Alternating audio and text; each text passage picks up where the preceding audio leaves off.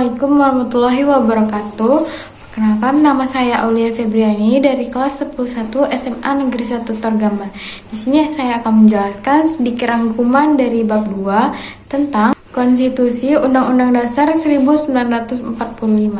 Konstitusi merupakan pernyataan tentang bentuk dan susunan suatu negara yang dipersiapkan sebelum atau sesudah berdirinya sebuah negara. Konstitusi merupakan hukum yang paling tinggi serta paling fundamental, sifatnya dengan tujuan untuk mencapai dan mewujudkan tujuan tinggi bernegara. Dalam konteks negara Indonesia, tujuan tertinggi bernegara seperti yang tertuang dalam pembukaan Undang-Undang Dasar 1945 yaitu melindungi segenap bangsa Indonesia dan seluruh tumpah darah Indonesia, memajukan kesejahteraan umum, mencerdaskan kehidupan bangsa, dan ikut melaksanakan ketertiban dunia.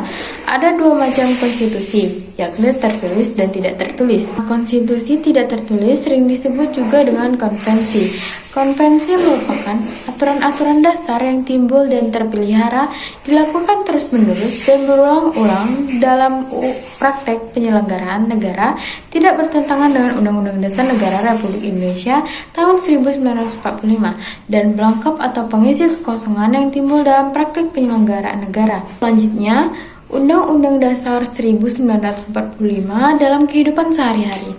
Pasal Undang-Undang Dasar Negara Republik Indonesia tahun 1945 banyak yang langsung bersentuhan dengan kehidupan sehari-hari. Antaranya, pasal yang terkait dengan hak dan kewajiban adalah pasal 27.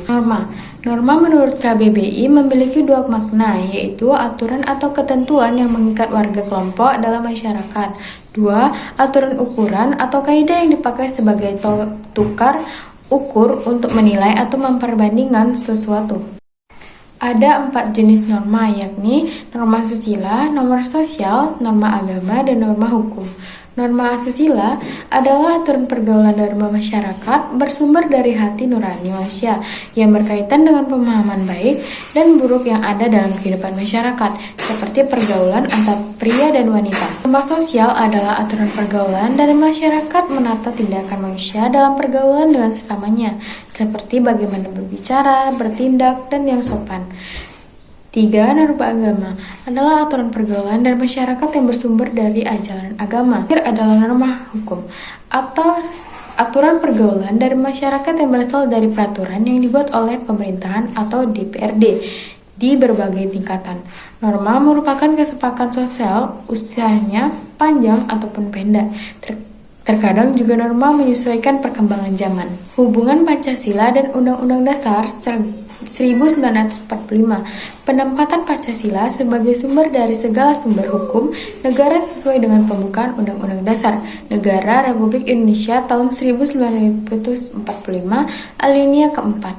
Pancasila sebagai dasar dan ideologi negara serta dasar filosofi negara berarti setiap materi muatan peraturan perundang-undangan. Pancasila adalah norma dasar yang menjadi sumber dari segala sumber hukum negara.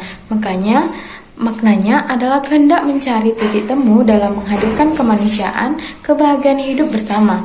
Di bawah ini, Pancasila adalah Undang-Undang Dasar Negara Republik Indonesia tahun 1945. Hubungan antar peraturan Undang-Undang Dasar 1945. Bappenas bersama Pusat Studi Hukum dan Kebijakan Indonesia pada tahun 2019 menyelenggarakan kajian mendalam terkait dengan sistem perundangan di Indonesia. Menurut Diani Sudiawati, sebagai peneliti dan penyusun laporan kajian ini, ada sejumlah permasalahan mendasar dalam sistem peraturan perundang-undangan di Indonesia. Caranya, sinkron antar perencanaan peraturan perundang-undangan pusat dan daerah dengan perencanaan dan kebijakan pembangunan. Selain itu, ada kecerendungan peraturan undang-undang bahkan penyimpang dari materi muatan yang seharusnya diatur. Kita tak patut bersyukur pemerintah segera membuat kebijakan untuk kepentingan sinkronisasi dan harmonisasi produk Undang-Undang Dasar.